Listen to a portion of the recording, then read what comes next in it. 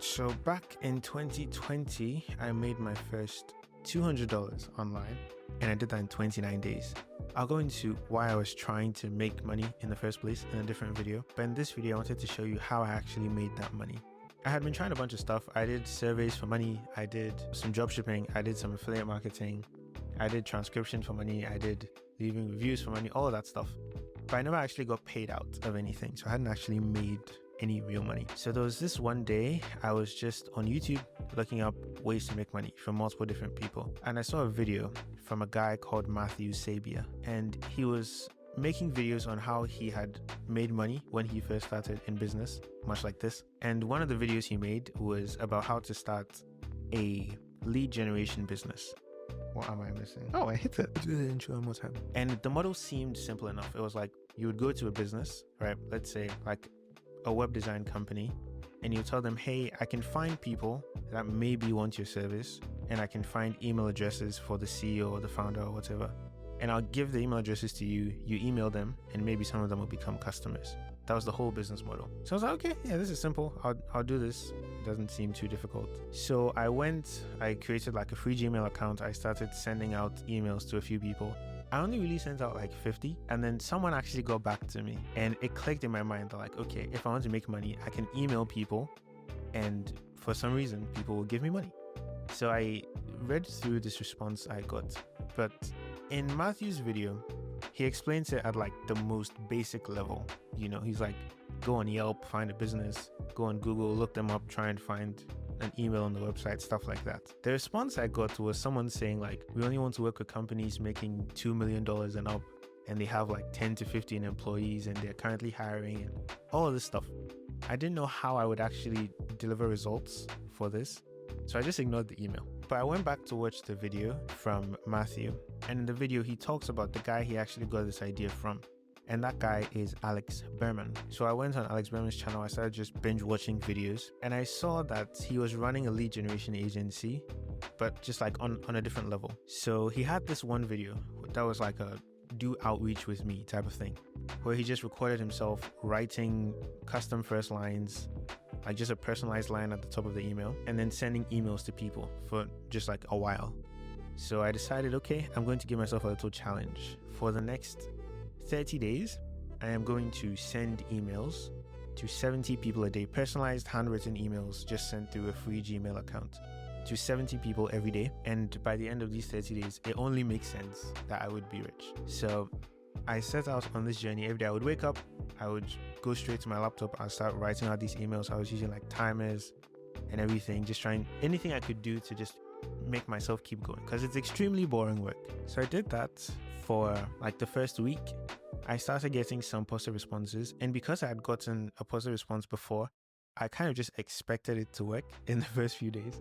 It did not, but I did get some positive responses. So I kept going, and then on day 29, I just kind of paused to look back, and I realized, yeah, this just wasn't going to work. I had gotten like some meetings that people had booked. No one was really interested. The few people that were interested wanted testimonials. I didn't have testimonials. They wanted references that they could pick up the phone and call. I didn't have references, to give to them. I didn't have case studies. I didn't have any proof of work.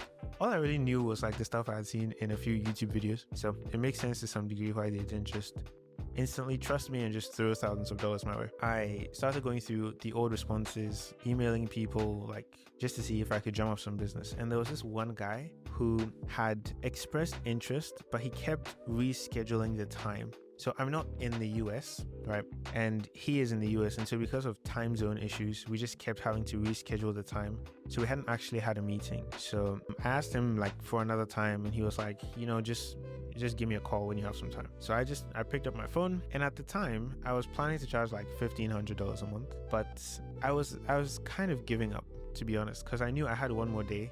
I didn't have any meetings scheduled for the next day, so I knew if we go to tomorrow, I will do the work, but the challenge won't be a success. So I went outside, I called him, I told him, hey, this is what I'm going to do for you. There was no like $100 million offer thing. It was just like, hey, I will find emails of people and I will send the emails to them for you, and hopefully some of them will become customers for your web design agency. And I was doing exactly what Alex Berman was doing. He was reaching out to web design agencies. I was reaching out to web design agencies. He was sending custom first lines. I was sending custom first. Everything he did, I did. So I spoke to him. He asked me how much it would be.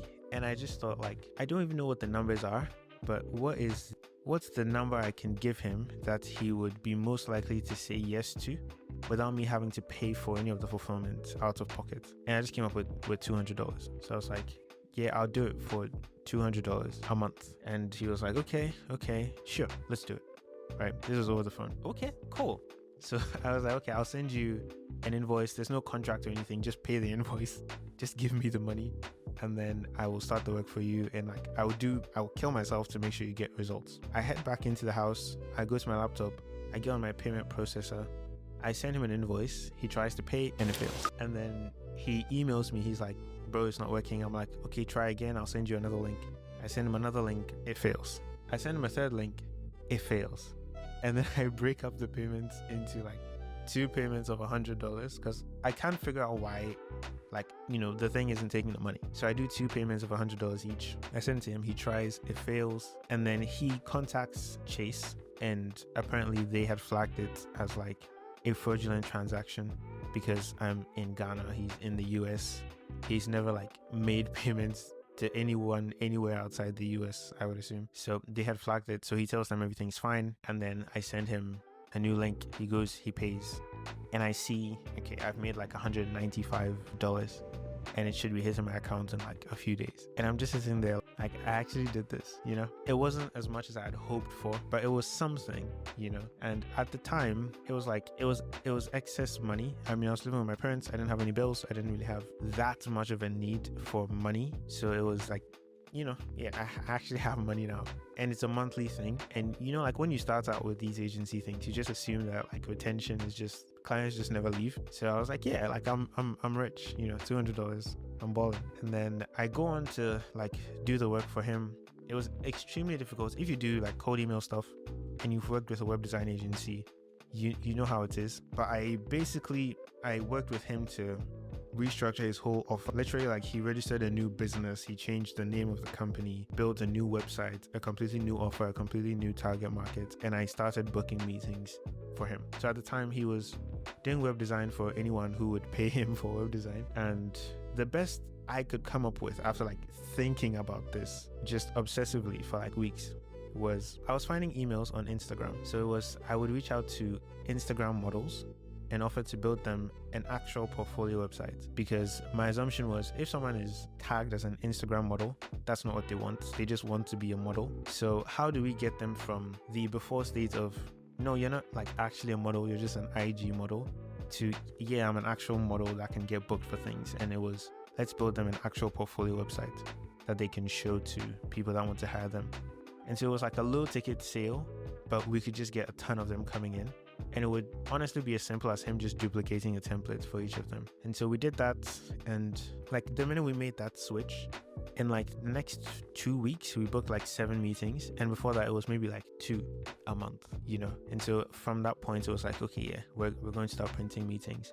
Now, I think he stayed for 5 or 6 months, and then he left, and then he came back again like 3 months later and wanted to do it again. But that experience, it gave me the confidence to keep trying stuff. And so yeah, that was how it happened. The way I made money going forward has changed, and I'll make further videos on like how I made my first $1,000, my first 10K, my first 50K, stuff like that. But I wanted to share this and probably leave links to the videos from Matthew Sabia and Alex Berman's channels, so that if anyone wants to try that, you could go ahead and do it. I still do like cold email to this day, and so it still actually does work. It's just a different model that I use right now. So yeah, hopefully you have enjoyed this, and I'll see you on the next one. Let me make any takes. Shit, I forgot. Also, just to add in, the $200 that I made, the first month I just kind of like spent it on like food and stuff, just like eating out. But then the next month I took that money and I used it to set up an LLC, and then I was able to get Stripe and like international banking and all that stuff. And then making money became easy. I didn't have to deal with the whole payment processor issue anymore. In the next video, I'll talk about how I went from $200 to my first $1,000 to $2,000, and how making that money resulted in me having to work for free for 9 months. So stay tuned for that one.